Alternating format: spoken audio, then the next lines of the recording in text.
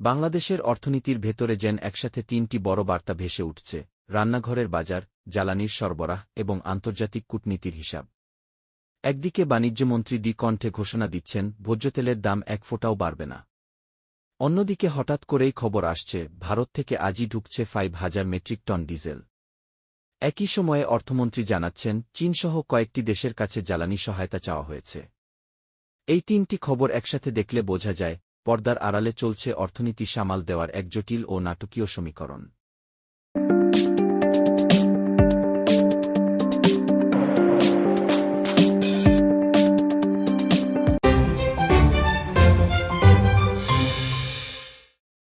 প্রথমেই যদি আমরা বাণিজ্যমন্ত্রীর বক্তব্যটি দেখি, ভোজ্যতেলের দাম এক ফোঁটাও বাড়বে না গিয়ে এই বাক্যটি আসলে একটি শক্ত রাজনৈতিক বার্তা। কারণ বাংলাদেশে ভোজ্যতেল এমন একটি পণ্য যা প্রায় প্রতিটি পরিবার প্রতিদিন ব্যবহার করে। ভোজ্যতেলের দাম বাড়লেই তার প্রভাব পড়ে রান্নাঘর থেকে শুরু করে পুরো খাদ্য বাজারে। সাধারণ মানুষ তখন শুধু তেলেই বেশি দামে কিনে না, বরং হোটেল, রেস্টুরেন্ট, বেকারি, ফাস্টফুড সব জায়গায় খাবারের দাম বাড়তে শুরু করে। তাই সরকার জানে ভোজ্যতেলের দাম বাড়া মানে জনসন্তোষ দ্রুত বাড়া। বাংলাদেশে ভোজ্যতেলের বাজার দীর্ঘদিন ধরেই আমদানি নির্ভর। দেশের মোট চাহিদার বড় একটি অংশ বিদেশ থেকে আসে, বিশেষ করে পাম অয়েল এবং সয়াবিন তেল। মালয়েশিয়া, ইন্দোনেশিয়া এবং আর্জেন্টিনার মতো দেশ থেকে এগুলো আমদানি করা হয়। আন্তর্জাতিক বাজারে যখন দাম বাড়ে, তখন স্বাভাবিকভাবেই দেশের বাজারেও চাপ তৈরি হয়। কিন্তু সরকার অনেক সময় শুল্ক কমানো, ভর্তুকি দেওয়া কিংবা আমদানিকারকদের সঙ্গে আলোচনা করে দাম স্থির রাখার চেষ্টা করে। বাণিজ্যমন্ত্রীর বক্তব্য থেকে বোঝা যায় সরকার এখন বাজারে এমন একটি বার্তা দিতে চাইছে যে কোনোভাবেই দাম বাড়তে দেওয়া হবে না। এই ধরনের ঘোষণার আরেকটি উদ্দেশ্য থাকে বাজারের সিন্ডিকেট বা অসাধু ব্যবসায়ীদের উপর চাপ তৈরি করা। বাংলাদেশে প্রায়ই অভিযোগ ওঠে যে কিছু বড় আমদানিকারক বা ব্যবসায়ী মিলে বাজারে কৃত্রিম সংকট তৈরি করে দাম বাড়ানোর চেষ্টা করে। তারা কখনো মজুত করে রাখে, কখনো সরবরাহ কমিয়ে দেয়। তখন সরকারের পক্ষ থেকে শক্ত ভাষায় ঘোষণা দেওয়া হয় যাতে বাজারে আতঙ্ক বা কৃত্রিম সংকট তৈরি না হয়। এক ফোঁটাও বাড়বে না গিয়ে এই কথাটি আসলে সেই ধরনের সতর্ক সংকেত হিসেবেও কাজ করতে পারে।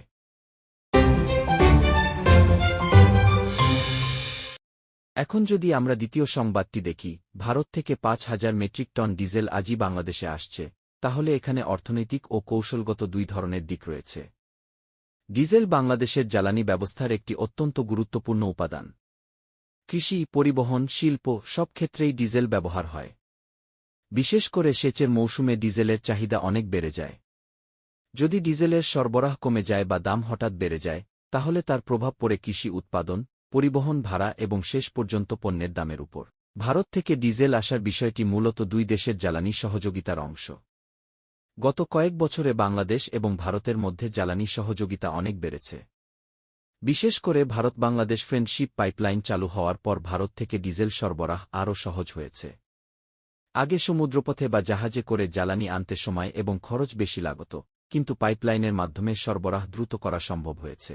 5,000 মেট্রিক টন ডিজেল যদিও পুরো দেশের জন্য খুব বড় পরিমাণ নয়, তবে এটি একটি সংকট মোকাবেলার দ্রুত পদক্ষেপ হতে পারে। অনেক সময় দেখা যায় কোনো কারণে দেশের জ্বালানি মজুত কমে গেলে সরকার দ্রুত পার্শ্ববর্তী দেশ থেকে জ্বালানি এনে বাজারে সরবরাহ বাড়ানোর চেষ্টা করে। এতে বাজারে আতঙ্ক কমে এবং সরবরাহ স্থিতিশীল থাকে। এই দুইটি সংবাদকে একসঙ্গে দেখলে একটি বড় অর্থনৈতিক চিত্র সামনে আসে।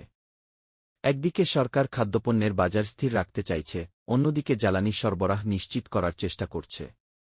কারণ খাদ্যদ্রব্যের দাম শুধু উৎপাদন খরচের উপর নির্ভর করে না, পরিবহন, বিদ্যুৎ, জ্বালানি সবকিছু এর সঙ্গে যুক্ত।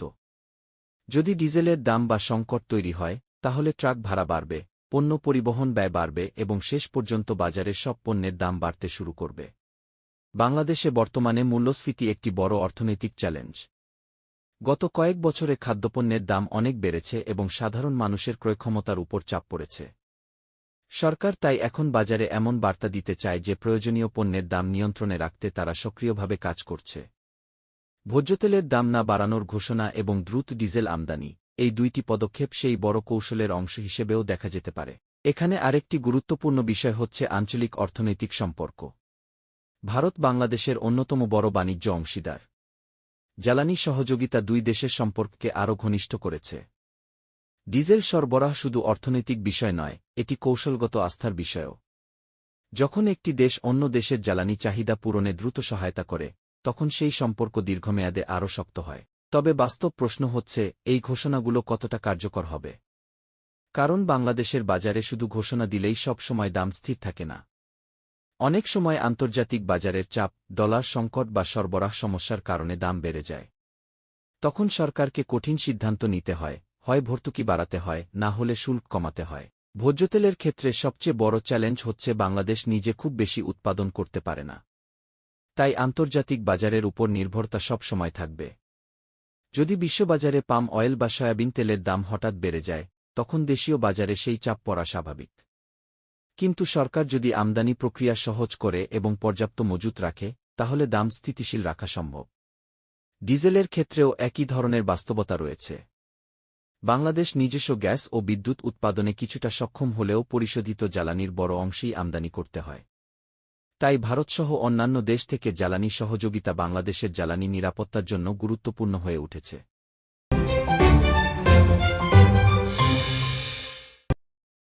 বাংলাদেশের জ্বালানি খাত এখন এক ধরনের সংবেদনশীল সময় পার করছে। এই প্রেক্ষাপটে অর্থমন্ত্রী জানিয়েছেন, চীনসহ কয়েকটি দেশের কাছে জ্বালানি সহায়তা চাওয়া হয়েছে।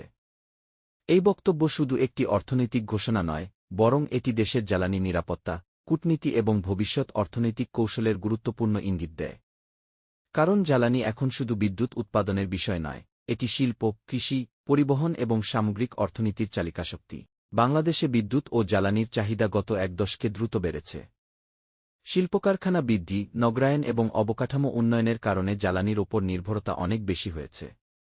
কিন্তু বাস্তবতা হল, দেশের নিজস্ব গ্যাস মজুদ ধীরে ধীরে কমে যাচ্ছে এবং নতুন বড় গ্যাস ক্ষেত্র খুব বেশি আবিষ্কৃত হয়নি। ফলে সরকারকে এলএনজি, ডিজেল ও অন্যান্য জ্বালানি আমদানির উপর বেশি নির্ভর করতে হচ্ছে। আর এই আমদানির জন্য প্রয়োজন বিপুল বৈদেশিক মুদ্রা। সাম্প্রতিক সময়ে ডলার সংকট এবং বৈশ্বিক বাজারে জ্বালানির দামের ওঠানামার কারণে বাংলাদেশের জন্য জ্বালানি আমদানি কিছুটা চাপের হয়ে উঠেছে। তাই চীনসহ বিভিন্ন দেশের কাছে জ্বালানি সহায়তা চাওয়া আসলে একটি কৌশলগত পদক্ষেপ। চীন দীর্ঘদিন ধরে বাংলাদেশের অবকাঠামো, বিদ্যুৎকেন্দ্র এবং জ্বালানি প্রকল্পে বিনিয়োগ করছে। তাই তাদের কাছ থেকে সহজ শর্তে জ্বালানি সরবরাহ, ঋণ বা প্রযুক্তিগত সহায়তা পাওয়া গেলে তা বাংলাদেশের জন্য বড় স্বস্তি হতে পারে। এখানে কূটনৈতিক দিকটিও গুরুত্বপূর্ণ। বাংলাদেশ সাধারণত বহুমুখী কূটনীতি অনুসরণ করে, চীন, ভারত, মধ্যপ্রাচ্য এবং পশ্চিমা দেশগুলোর সঙ্গে ভারসাম্য রেখে চলার চেষ্টা করে। জ্বালানি সহায়তার জন্য বিভিন্ন দেশের সঙ্গে যোগাযোগ করা সেই কৌশলেরই অংশ। এতে একদিকে সরবরাহের বিকল্প উৎস তৈরি হয়, অন্যদিকে কোনো একটি দেশের ওপর অতিরিক্ত নির্ভরতা কমে। সব মিলিয়ে অর্থমন্ত্রীর এই বক্তব্য থেকে বোঝা যায়, সরকার এখন দীর্ঘমেয়াদে জ্বালানি নিরাপত্তা নিশ্চিত করার পথ খুঁজছে। যদি আন্তর্জাতিক সহযোগিতা এবং বিনিয়োগ সঠিকভাবে কাজে লাগানো যায়, তাহলে বাংলাদেশের জ্বালানি সংকট অনেকটাই কমে আসতে পারে। তবে এর জন্য প্রয়োজন কার্যকর পরিকল্পনা, স্বচ্ছ চুক্তি এবং দ্রুত বাস্তবায়ন। সব মিলিয়ে এই তিন সংবাদ আমাদের একটি বড় বাস্তবতার দিকে ইঙ্গিত দেয়। বাংলাদেশের অর্থনীতি এখন এমন এক পর্যায়ে দাঁড়িয়ে যেখানে খাদ্য ও জ্বালানি নিরাপত্তা নিশ্চিত করা সরকারের জন্য সবচেয়ে বড় অগ্রাধিকার। ভোজ্যতেলের দাম নিয়ন্ত্রণে রাখা এবং ডিজেলের সরবরাহ নিশ্চিত করা, এই দুইটি পদক্ষেপ সাধারণ মানুষের জীবনযাত্রার ব্যয় কম রাখতে গুরুত্বপূর্ণ ভূমিকা রাখতে পারে।